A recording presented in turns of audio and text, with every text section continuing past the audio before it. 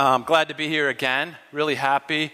This is one of my favorite places to be, to speak in the U.S. and to be, because this I was just telling someone after the first service, if you could just take the mentality and the nature and the quality of who you people are, and we could just move it and drop it into like Paris or Tel Aviv. You guys would win that place. You would. You're what God is doing here is really unusual. When we're in Houston, that's where we are when we're not anywhere else. It's a deep esoteric thought there, so you can ponder that later. But this is the level I think on usually. And so when we got off the plane and we came into the airport, I looked at Don. I was like, man, there's just something about this place that's really, really amazing to me. And she said it was the carpet in the airport. I don't know what that means. I don't know what you're like. What? And anyway, but that isn't what I meant. It's not the carpet. But there's this vibe here that I really love.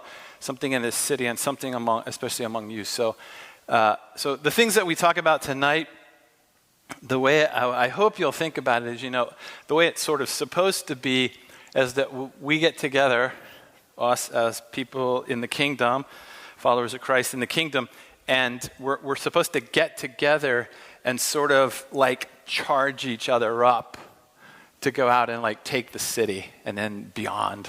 That's the way it's supposed to work. And so the writer of Hebrews, he or she or whoever says it this way, like don't neglect the gathering together of the saints, of the people of the king. Don't neglect that, because what happens there is that you gather together and you incite, is the word, incite one another to love and good deeds. So that's not like, you come and hear a sermon or something, and you're like, yeah, should we go? It's hot out. They have air conditioning. It's unusually hot out. They have air conditioning. And this is kind of the motivation, or you like want to just hear some sort of abstract teaching. But it's like you come in here and things are said that incite you. They're like, man, like I want to do that. Or I want to do better than that. When our teams meet in different places, we get together and we start talking about what God's doing in our lives. When we hear his voice and we study his word and he's like leading us out into the dark world like stars in the night. And we start talking, what happened last week? We were over here and this happened and then God did this and we said this and God showed up here. And you tell this story and the other people in the room are like, I'm going to come back next week. I'm doing more than that. They're like, I'm sick of hearing them talk. I'm coming back next week. I'm doing more than that. It's like a sports team or something like that. It's like I'm sick of hearing them talk smack. We're coming back and we're doing more. Like that. That's what Hebrews is saying. Get together and incite one another to love and good deeds. So you're supposed to come in here and go, I know what I'm doing tomorrow. I know what I'm doing tomorrow. And you go out there and like you do it and you come back in and guess what I did Monday? And everyone's like, shoot, all right, you wait till next Monday. Like that.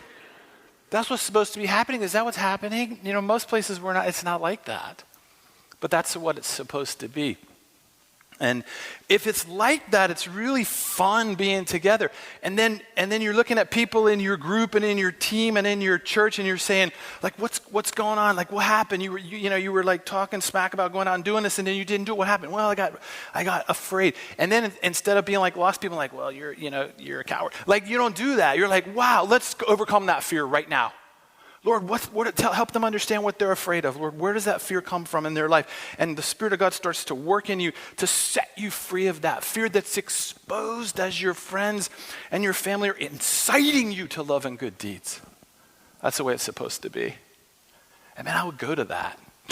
Lost people would go to that. So that's what we want to do now. That kind of thing. And that's why I like this place, because this is what you do. So when Gerald was saying, can you guys come up and where are you going to, and can you come here and talk? And I'm always happy to do that. And we were talking about topics and what are you guys doing and what are we doing and what's God doing in our lives and how do they intersect on this night in God's timing and that sort of thing. And we started talking about how crazy the world is. I mean, it's crazy right now. just the people getting killed, and oh my gosh, it's just unbelievable. And we like know every incident, in this world today. It's like, everything that happens everywhere in the world right away. And not only do you know the event, you know what 1 million people think about that event 5 minutes after the event. It's like there's the event, and then 1 million opinions, 10 million opinions. And so it looks like in the newspaper, wherever you read, the internet or whatever, it's like, yeah, wow, there was a shooting at that place. And then here comes the commentaries. Yeah, but do you know why that happened? No, why? And then you're following. Because the government was interested in that liquor store holdup. They were? Yes. And ISIS, they were there? Yes. How do you, who says that? And you're out here. Who says that? And here's always who said it. They did. I heard them say. Did you hear them say that? Who? Them. Them are in charge of everything. Did you know that? How do you know? Because they said it. Yeah, but who did it? They did it. It's all pronouns running the world. It's weird. It's a world of pronouns. There's no proper nouns in charge of anything.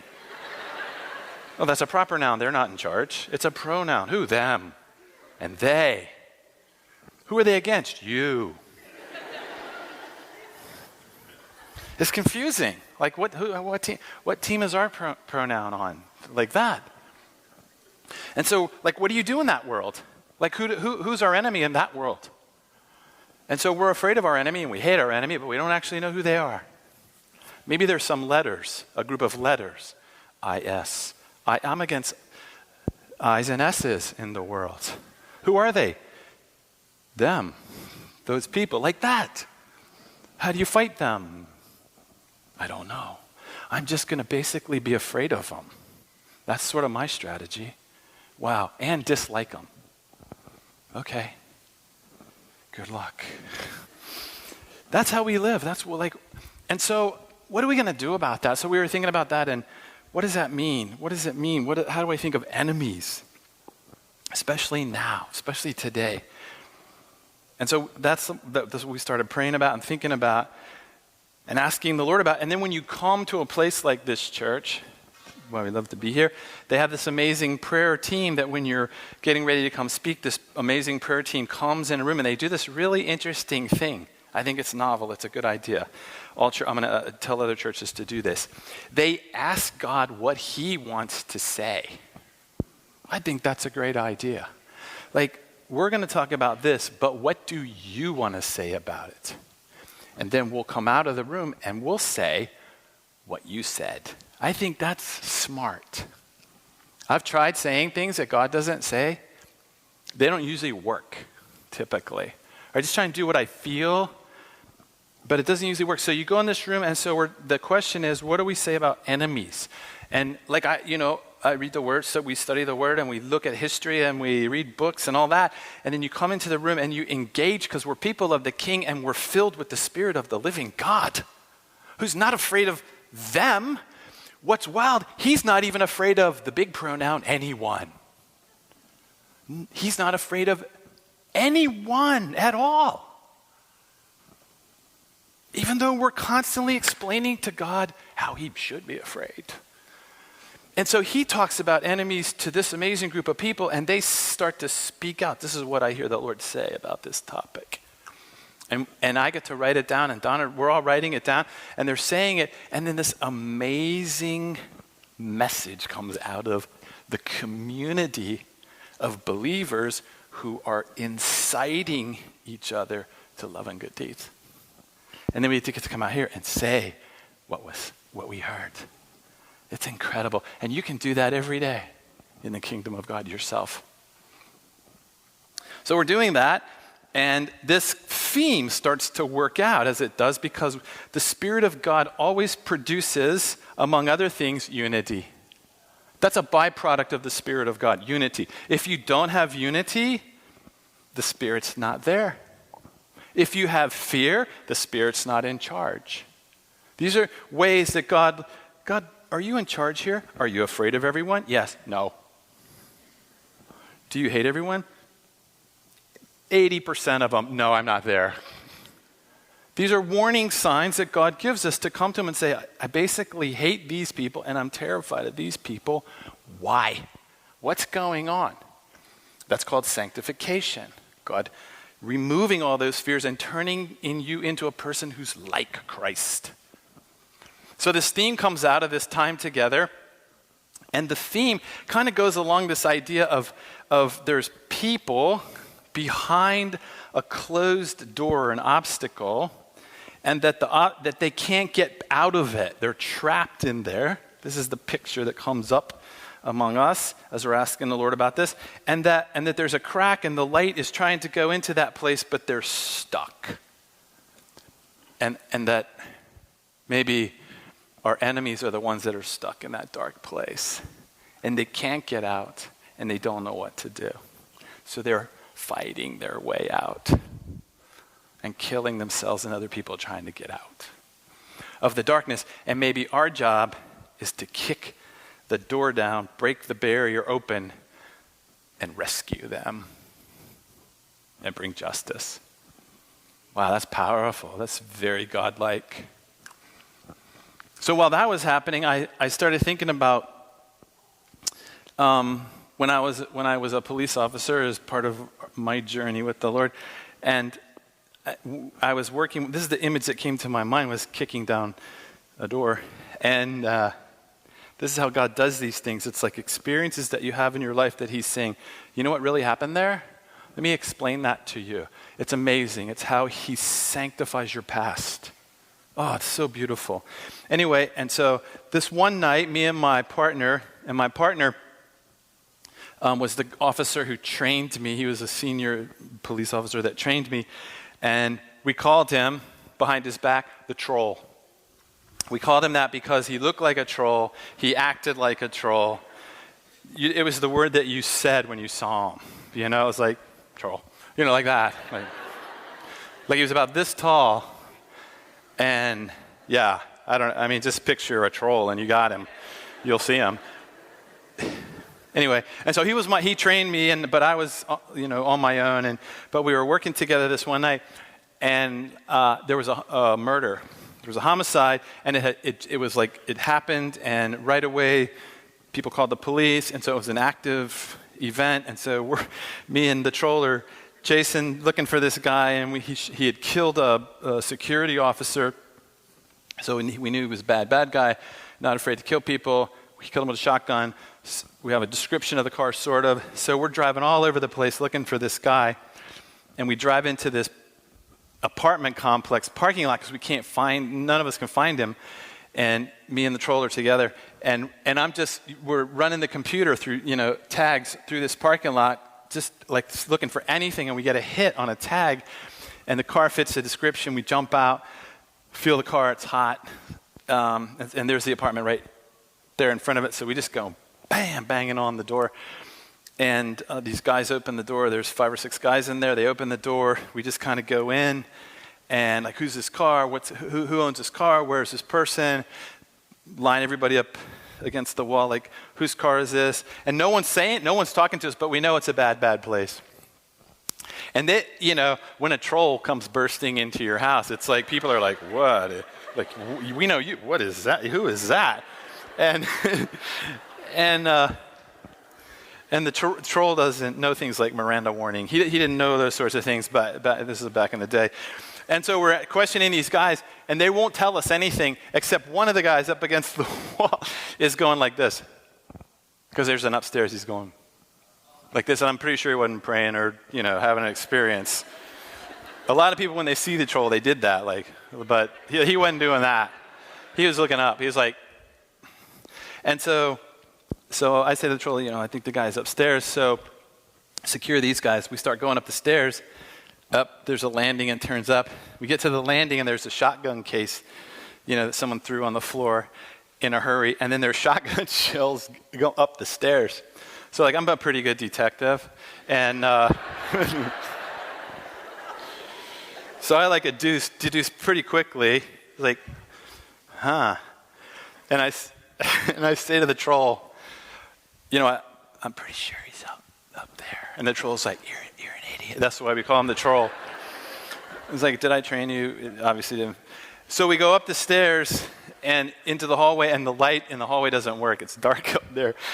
And so we like go down to this end, and we like search the 3 rooms down here, and then it's nobody, and then in this door. So we're going along the wall. He's on this side, and I'm on this side. And I push the door like this, and someone inside kicks it shut and locks it. We're like, okay, here's our guy. So here's the scenario in our professionally trained minds. So we have a shooter in the room with a shotgun, which is a pretty wide, once he shoots, it spreads pretty quick. So the doorway is basically a death trap unless we go in a certain way. And it's dark in the room, and so once we're in the doorway, the first person has to turn on the light so we can quickly evaluate the room, but the one who turns on the light is the target, right? So the idea is, in the movies, the idea is that we're going to kick the door in, and the first person is going to go in really low and on the ground, like over this way, and light up the room. You hold your flashlight out like this, so if they shoot, it goes in the direction like. So that person's going to go in on the ground, light up the room. The second person comes in and goes the opposite direction with his gun and just shoots. Quick, bam, light, bam. Because it's a murder, it's a felon, bad guy. So we have probable cause and all this stuff. So that's the plan. We both know the plan because we've been trained in this scenario a bunch of times. So we're looking at each other. So I'm looking at the troll, which is like this. Which I love to emphasize to him. Like, first I look up here, and he's like trying to talk to me, and I go, oh, you're down there. Okay, there you are. And so I'm looking at him, and the question is, who's going to go in first with the light? And I said to him, I'm young. I'm a young man. You're not. You're old. I did. I told him, I looked at him, and I go, I'm 23. That's what I said to him. This is how noble I am and self-sacrificial. Like, I'm 23, and you're an old troll, I'm pretty sure if I called your wife, she'd say, you go in first, kind of thing. And he looks at me, and he goes, do you know that you're going to go to heaven if you die? Because I was witnessing to him all the time. All the time we were together, I was trying to talk to him about Jesus. And he goes, do you know that you're going to go to heaven when you die? You're positive about that? And I said, yeah, I am. And I felt, wow, yes, I am. And he goes, I'm not. You go first. It's like, wow. Huh. Boy, that blew up in my face. Yeah. Ooh. They didn't teach me that in Bible class. So I said, like, okay. All right. So I take out my flashlight. And so in my mind, what I'm going to do is kick the door and hit the ground and roll. Unnecessary to roll, but I thought, I don't know, like it's harder to hit someone rolling this fast, with a shotgun 5 feet away. But I don't know. So I'm going to go in, roll left on the ground, shine my light. Troll's going to come in this way and shoot from about this high off the ground. Probably hit the guy right here. So that's the plan. So I go, bam, I kick the door in. And it was classic. It was great. The door just, and I look at the troll like, did you see that? That was awesome. Bam, door. So I dive in the room, roll over. He comes in. He slides against the wall. He's like this. And when I hit the ground, my flashlight breaks in half. Just, and I can hear the top of it rolling across the room. I'm like, not in the movies. Never. These things break in half. And so I'm like pushing the button, but I know the top of the flashlight is somewhere over in the darkness. We can't see a thing. And so the troll's over there going, now, like that. And I'm like, it broke. So now we know the guy's in the room. I mean, we know he's there and all that stuff. So what do? Pitch black, bad guy, enemy in the room, and no light.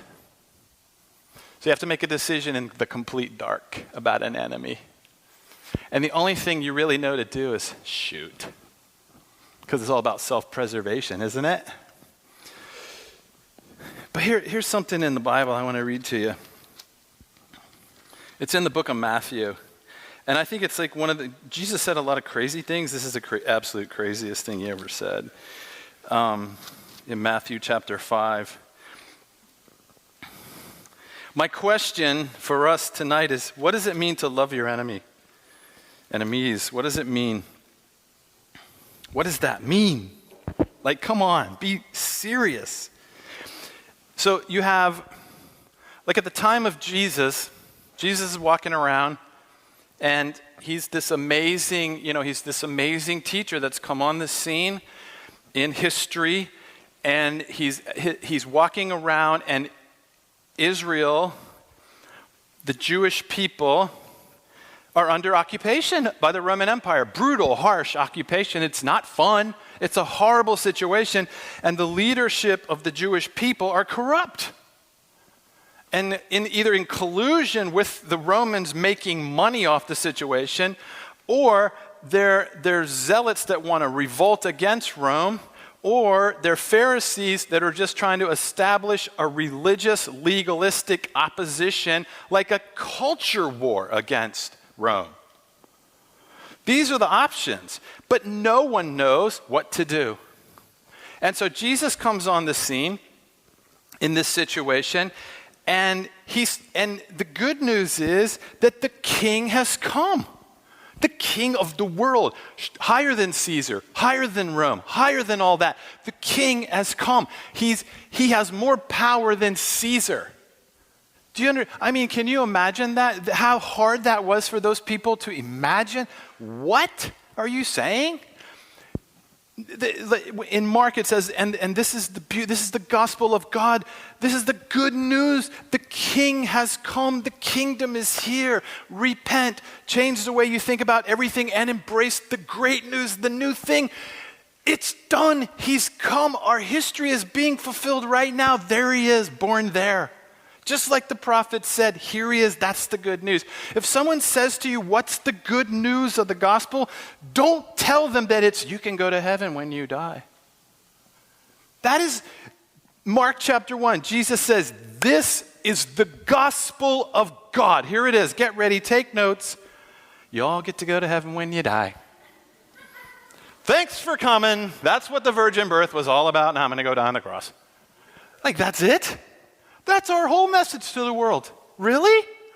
What about we're being crucified down the streets in Jerusalem every day by Romans? What about that? You're going to heaven. Okay, is there anyone else that has a message for us? Like, what is that to a world that's dying, where them are in charge and they're taking over the whole thing? What? That's not good news. The good news is what the Bible says the good news is. The king is here. And because the king is here, the kingdom is here. And because the kingdom is here, you can live in the kingdom. When? Now. Start living with victory and power. When? Now. That's the good news. How's that going to happen? The king himself is going to pay the price. And you inherit all the benefit. Yes or no? Do you want that? Yes. That's the good news. And he's walking around explaining what that kingdom is going to look like right now. Not in some bizarre abstract future day. Love your enemies, but don't really worry about that. He's saying, no, I'm going to tell you how to do it. So he's walking around, and then you have Matthew chapter 5, this amazing foreign policy strategy, this amazing servant insurgency strategy. Listen, this is what he's teaching. Servant insurgency. Servant insurrection. Servant insurrection. Humble yourself in the sight of the Lord, and he will lift you up. Servant rebellion. Serve and win. That's what he's teaching. No one's ever said that before. No one has ever said it since. I don't care what religion you read. They never said that. And so he goes to this place and he's doing this teaching, and don't glamorize it into, it's like the Sermon on the Mount. What does that mean? Or like the Beatitudes. Have you read the Beatitudes? Like, what is that? It's you should be these attitudes. Get it? What? Like our people are being killed by Roman occupation. Do you think he's doing the Beatitudes? He's developing a revolt against the king of the world, Satan. And he's telling you how to fight it and win. That's what he's doing. And so the Jewish people of the time, it wasn't like they were going, hey, are you guys going to the Sermon on the Mount on Wednesday?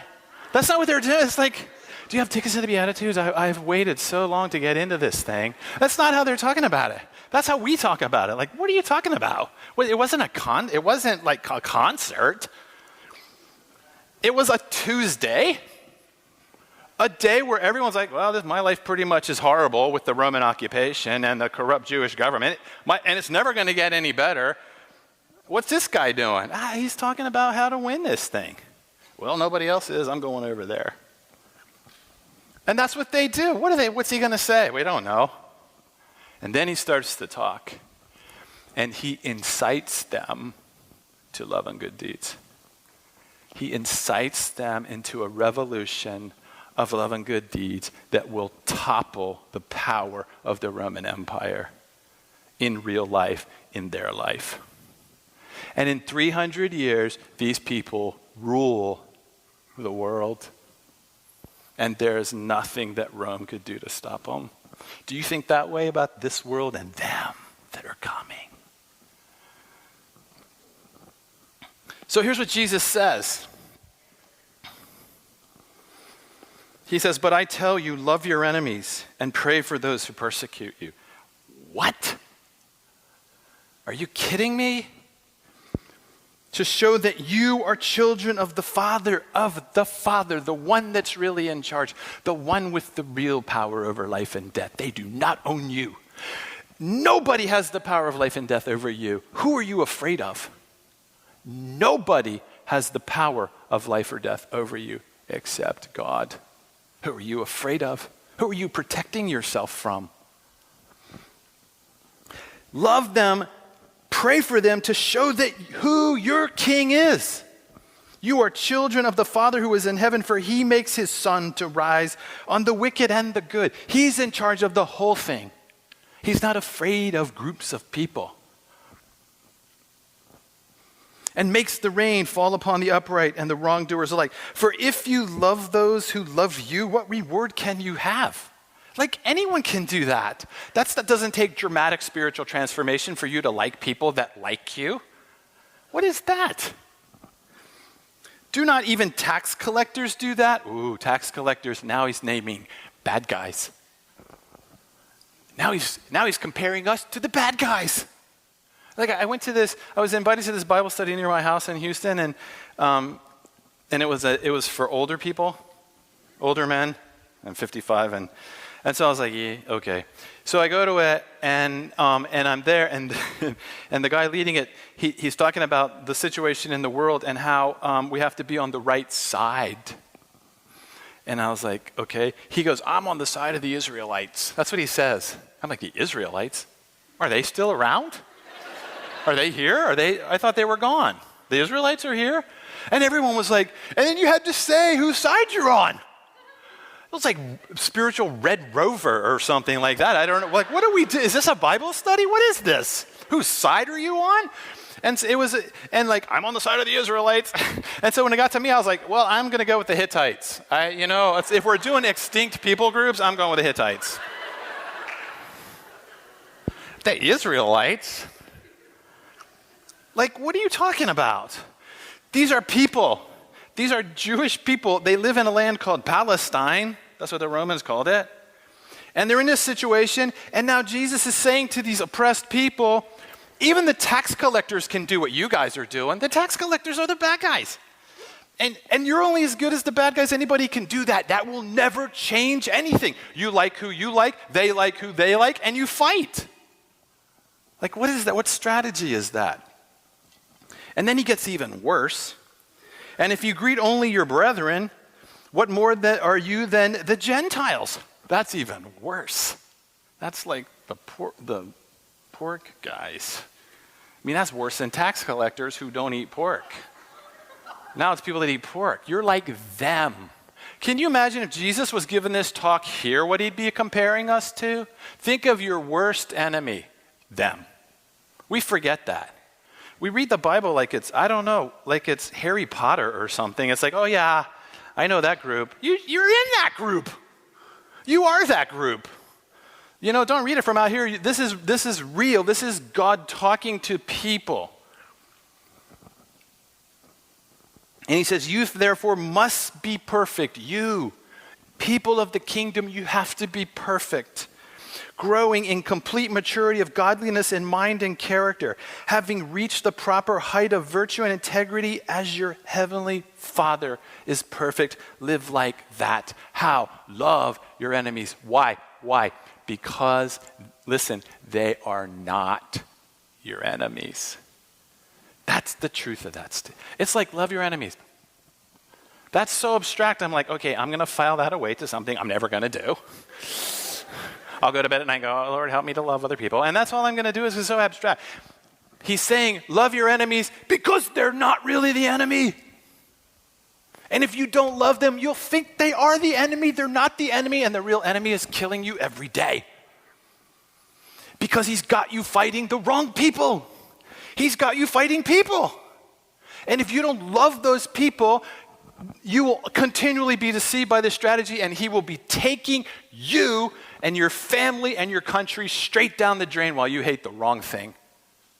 That's what he's saying. Stop hating Romans. They're not your enemy. Stop hating tax collectors and Gentiles and Democrats and Republicans and this group because they are not your enemy. They are locked in a room in darkness and they can't get out. Love them, rescue them, and be on the same team and beat the real enemy and win the whole thing. Take the whole empire back.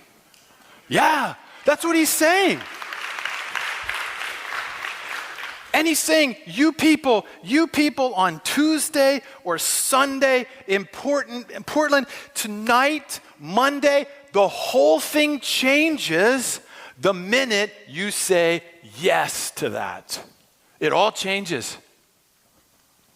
Now, I don't have a lot of time to go way into this, but my question to God, when we were thinking about this and we were talking about this, is God, who's the enemy?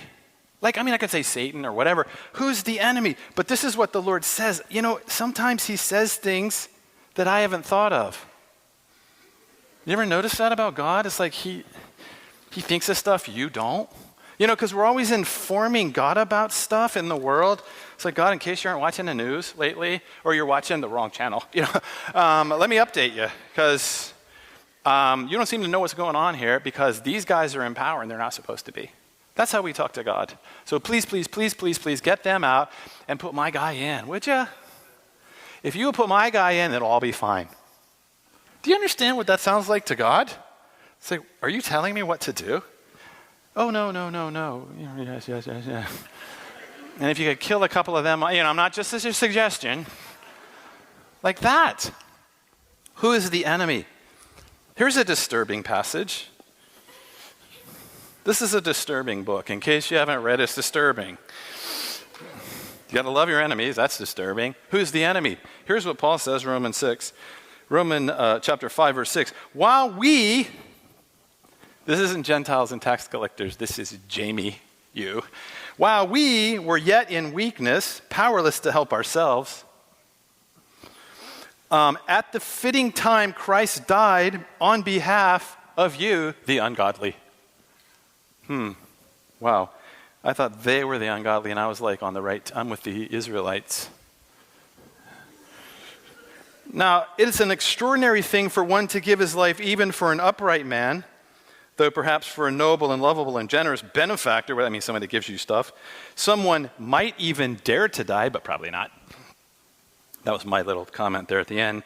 Verse 8, but God shows and clearly proves his own love for us by the fact that while we were still sinners, Christ, the Messiah, the Anointed One, died for us.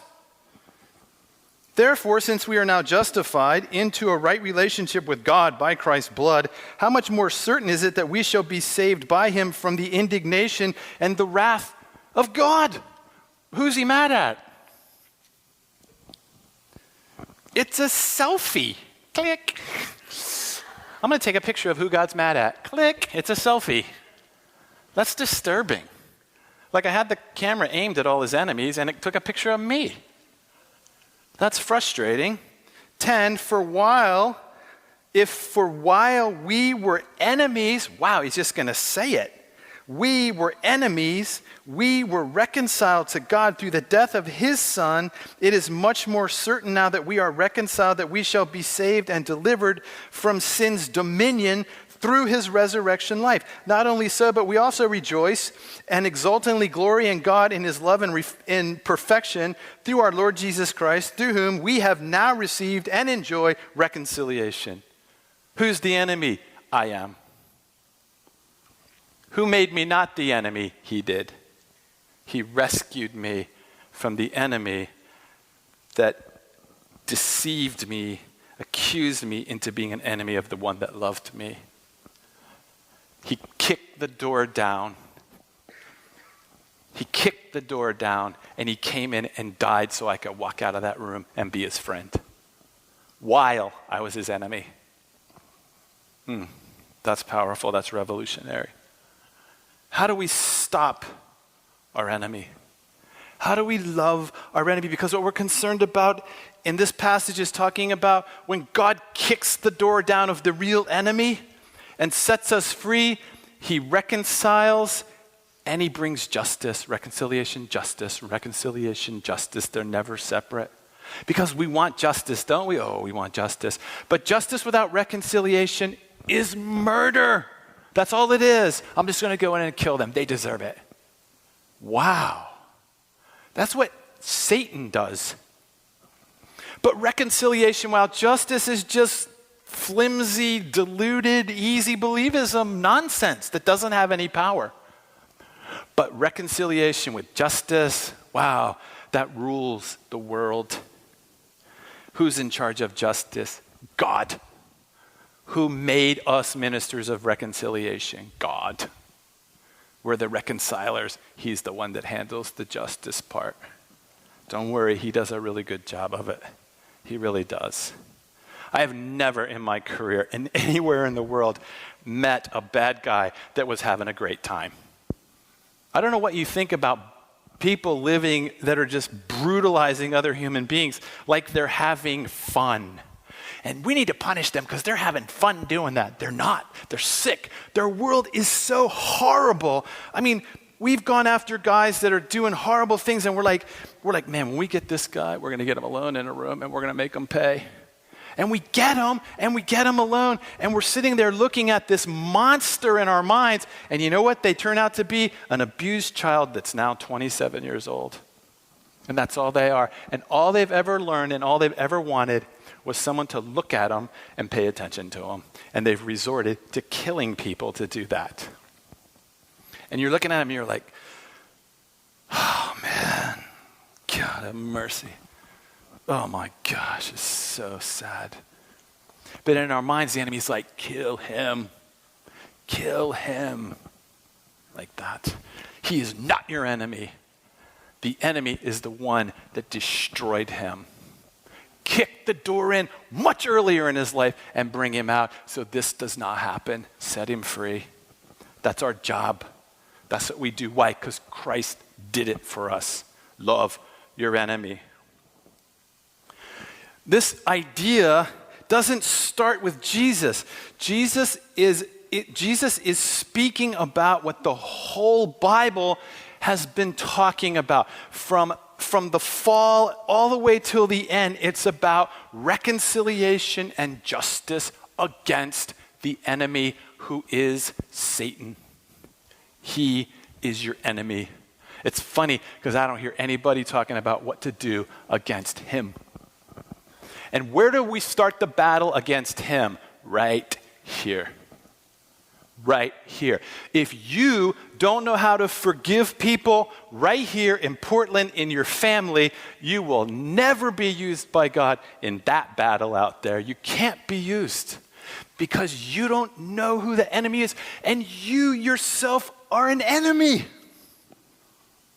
If we're going to pray in a second, and I want you to ask God, Who in my life do I think is my enemy? Who do I hate? Who do I wish something bad would happen to him? Who do I never want to talk to again? That person or people group or whatever, you have to release them in forgiveness. Doesn't mean you ever have to be their friend, but you have to release them in forgiveness so that you are free and walk in the light. And then God can say, now let's go fight the real enemy. If you don't live in the kingdom of God under the forgiveness of God himself towards you, you are powerless against the enemy. You are in opposition to God in your own life. You need to let Christ kick the door open in your own life and say, I receive the sacrifice of Christ from God for my sin. Bathe me in your forgiveness in order that I might forgive other people and defeat the enemy. Forgive us our trespasses inasmuch as we forgive those who trespass against us. That's the real war. Can you do that? That's what we have to do. God, who do I hate? You cannot love people that you're afraid of. You can't. If you're afraid of people, you can't love them. Let God take away your fear and love freely with power.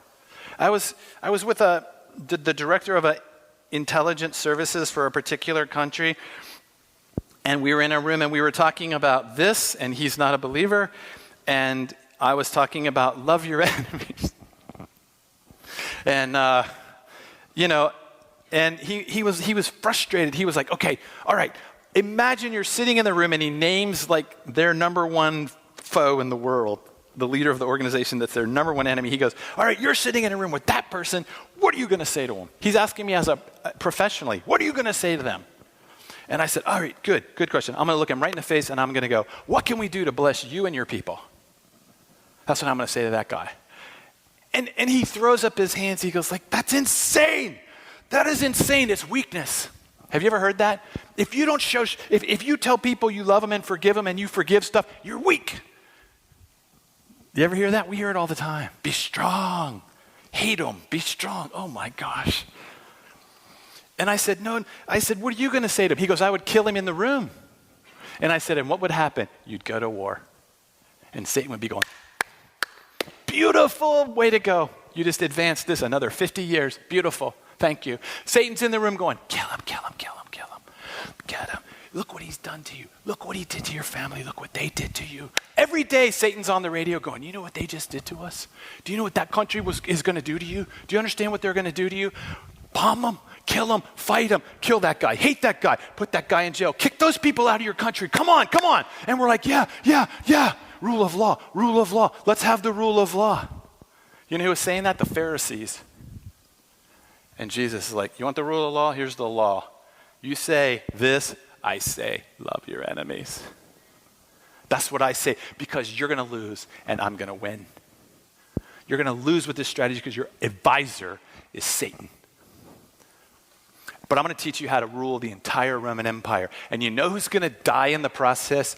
You are. And here's the amazing thing about Jesus. He never says something that he doesn't do himself. Never. He's no cool teacher. He's a doer. When he says you do this, he leads the way in doing it. You know why you guys are not enemies with God? Because he died to take away the rulership of Satan in this world. And he did it. And you are free to walk into the kingdom. And if you're not in it right now, run to a place where you can win. Come out of hatred, come out of anger and hostility, come into forgiveness. Live in forgiveness for yourself and others. It's the power. When I've done this so many times, when we've been in rooms with militant leaders, and I say to them, what can we do to serve you? It's unbelievable what happens. It's like Satan's like, oh, shoot. I'm finished. He's done. You rule the room when you do that. Love is the greatest weapon. Paul's like, if you go into a room and you speak the language and you're the smartest guy in the room and you sacrifice your body to the flames and you don't love that people, stay home. It doesn't do any good if you don't love them. You're just an irritant to them. Go home. Let the people that will love and sacrifice come, because they will win with power and authority. When we've done this in rooms, I'm telling you, you can watch the violent men in the room lose their foothold. They're like, what did you just say? We want to bless you. What are they going to say back to that? Well, we want to kill you. Then they're isolated. You're the enemy. They're the bad guy. And everyone's like, what are you saying? He just said he wants to bless you. What are you talking about? What are you fighting about? But if I go in that room and go, this is a red line. I'm drawing a red line on you. You are asking for the war. Bring the war. I'm drawing the line. Bring the war. That's what you're doing. Don't do that. It loses. Win. So me and my partner, we kick in that door and it's completely dark. Wow, it's completely dark. And the only thing the troll can do is shoot. It's like, who's our protector in that room? Our gun. Isn't that right? Isn't it smart? Shoot. Have enough cause, don't we? And I just said to God, turn on the light in here somehow, because we can't really see what to do. When you lose your temper, when you do something out of fear and anger, you are blind. Everyone knows. Any professional fighter knows this. Once you lose your temper in a fight, you lose, because the smarter opponent is always thinking.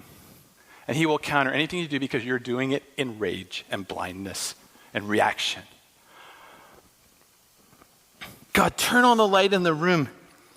And the troll, for some reason, he told me later, it's like a light bulb popped in his head of what to do. It was like, you mean like an original idea? This is new for him. It was like, you mean like an original? He was like, yeah, I thought of a different strategy in the room suddenly. And it was really cool. It's like Romans, don't be conformed to the patterns of the world. Like, this is what you were trained to do, but you have a God that's not locked into situations. Ask him, here's what we would normally do. Is this right? And God says, no, it's not right. Then you will know, Paul says, the perfect and excellent way. That's for every day. That's not like one time. What's the way? That way? Okay. Thanks. It's like all the time. Is this the right way to study this? Is this the right way to talk to this person? Is this the right way to do this? We were trained to do it this way. If you don't say anything different, we'll go ahead with that. Sometimes God says, go ahead with that. Other times he's like, don't turn your flashlight on. Jamie, don't turn your flashlight. Give me the flashlight. All right, don't turn that thing on. It's like, who broke my flashlight? Jesus. He did? He saved our life by doing that. Wrong strategy. That's not your enemy in that room. But everything says he's not. And so the troll, he holsters his weapon and he takes out his mace and he just starts spraying it into the dark like this. Shh. Well, it's actually like shh. Into the dark. And, of course I can smell it because it's hitting me as well as, and all of a sudden we hear this little girl start to cry. And we're like, oh my gosh. And then a man says, don't shoot, don't shoot. And he turns the light on. And when the light comes on, there's our guy. He's got the shotgun in his hand. He's ready to shoot. And he's holding this little girl up in front of him. And in his mind, he was thinking, he knew that's how we would come in the room. He knows, he knows what he's doing too. The enemy's smart. And he figured that we would just come in and shoot if it was dark. And that we would kill the girl, and it would so mess us up when we realized what was happening that he would either be able to kill us or get out. It's not a bad strategy for an evil mind. And God's like, no. And God stopped us. And so the troll's spraying this, and so he sets the girl down and he surrenders. And that guy goes to prison for 45 years. Justice. But in prison, he meets some amazing guys that go into prisons and kick down doors to reach prisoners, and he comes to faith in the prison. And he writes me a letter, and he says that night, people were going to die. People were going to die in that room, and that girl was going to die. But God stopped it. And God rescued me from the real enemy. And now he leads a ministry inside the prisons where he is doing his time, but it's a ministry of reconciliation. What's our strategy in the world? Kick in the door and shoot, whatever that means to you. Condemn, curse, hate, or kick in the door and flood the room with light and rescue the hostages that are in that room. He wasn't our enemy. That girl in front of him wasn't our enemy. She would have done, oh, she's collateral damage. That's too bad. It's his fault. We don't care if civilians die. It's too bad. It's his fault. It's not our fault. We're just doing our job. That's wrong. Her life matters. And God's like, I will not do that. We're not going to do this. But if you don't hear God, then you'll just do it. I'm asking you tonight to let God kick your door in and shine the light in you and to set you free in order that we can go out together. And I'm excited about this and kick the doors in out here of these industries out here and these places out here where people are trapped and don't know how to get out of, and it's killing them and the people around them, and we know the way out. But we have to love them. We have to love them in order to go in and sacrifice to get them. And we can do it. And we can do it in Portland, and we can do it in Iraq, and we can do it in Afghanistan, but we must love our enemies. Let's pray. Father,